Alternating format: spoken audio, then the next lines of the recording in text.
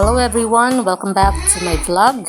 Ayan, so magluluto tayo ngayon ng binignit gamit ang Coco Mama fresh gata. So sa isang kaldero, nakalagay na ang kamote tsaka yung tubig. Lalagyan din natin ng bigas. Ayan, so pakuluan lang natin. Yung nabili kong kamote is violet siya, kaya ito yung resulta niya. So i-mix lang natin lahat. Ayan, so kapag malambot na yung kamote, ilagay natin ng saging at sundan natin ang paglagay ng Coco Mama fresh gata. So 2 pakete yung ilalagay ko dito sa ating binignit para mas lalong creamy at masarap yung binignit natin.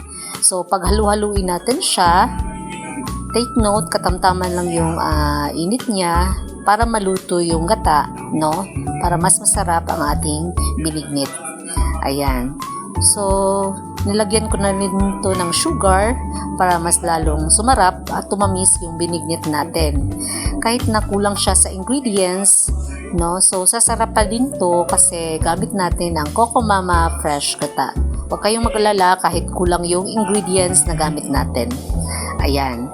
So, after dito, pag maluto na, iserve na natin to sa ating mga kids. Ayan. So, nasasarapan yung mga kids ko kasi masarap daw yung binignit ko kahit kulang ng ingredients. Ayan, so tinikman na nila at approve sa kanila yung lasa. Masarap daw. And then, okay, actually masarap naman talaga. Naubos yung binignit ko. Ayan guys, thank you for watching on my vlog, no? Sa aking pagluluto ng simpleng binignit kahit kulang ng ingredients. Ayan po.